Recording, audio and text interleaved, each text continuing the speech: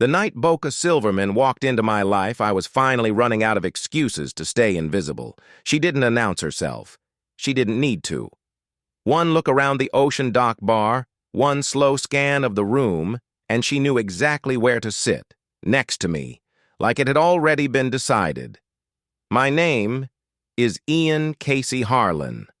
I used to be a cop in Miami. On this Caribbean island, I was just another man drinking weak liquor and pretending the past didn't swim well enough to follow it. Boca ordered something expensive without checking the price. That should have told me everything. She talked like she had nowhere else to be, laughed like scarcity didn't apply to her.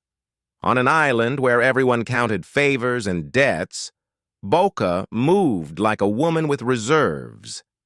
I didn't realize it then. But she was abundance in human form, and I was starving.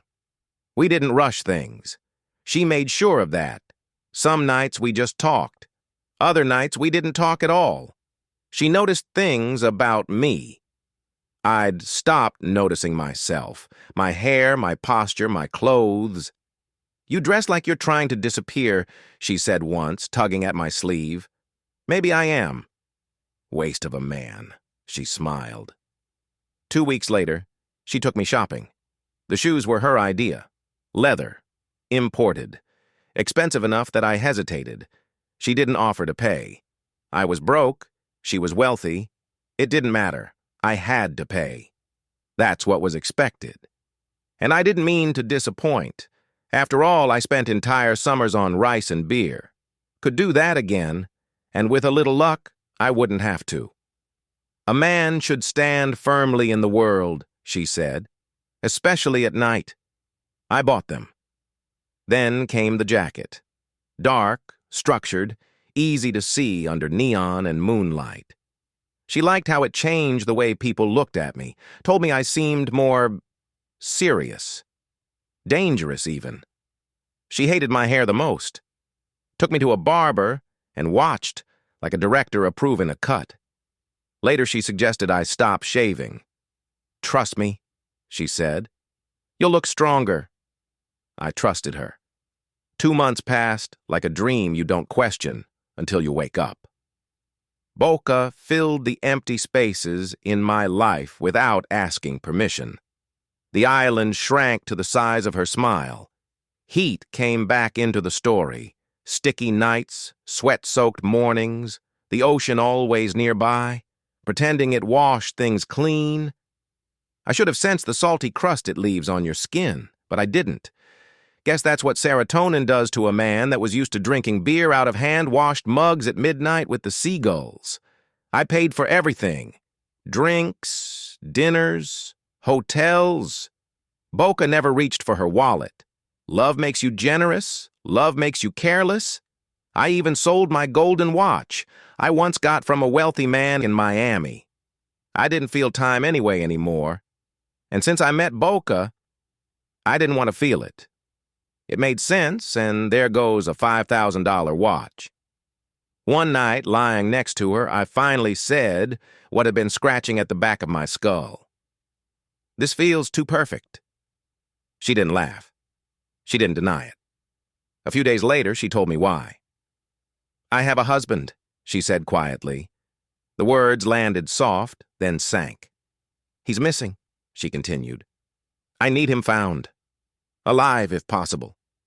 She told me she needed a divorce, papers signed, closure, a future. She said my name like it already belonged in that future.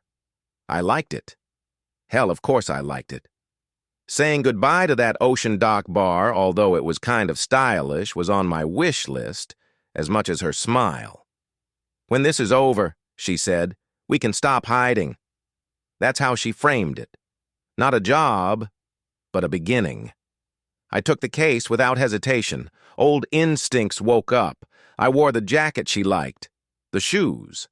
I moved fast, eager, hungry to prove something I hadn't defined yet. Finding her husband didn't take long. Too short, if I'm being honest. A warehouse near the docks. Quiet. Unprotected. Mud everywhere from the tide slipping in and out. The smell hit before I saw anything. Fish, rot, and something colder underneath. The scene felt careless, like it wanted to be found. I walked through it anyway, took notes, looked around, left footprints in the mud without thinking twice. Then I found him. He also looked like he wanted to be found. Only that his wish to be found seemed 2 months old. 2 months in the Caribbean heat old. High Priest Imhotep would have been proud of this sight. Then Boca came to see me. There, on the spot. She looked different, still beautiful, but distant. Like she'd already stepped into another version of herself. "I need to tell you something else," she said. She told me all. About the planning. About needing someone believable. Someone with a past. Someone in love enough not to ask the right questions. She said my name with clinical precision now. "I never thought you'd be this easy," she added. The words finally caught up to me when she pulled out her phone. She called the police. By the time the sirens started echoing through the island, I was already moving. Running. She didn't look back. The island closed ranks fast. Streets I knew suddenly had eyes. I couldn't go back to the Ocean Dock bar, too visible, too exposed, too full of memories that now tasted wrong. There was only one place left. Club Velvet. No windows, no daylight, no exits that mattered. Music thick enough to drown regret.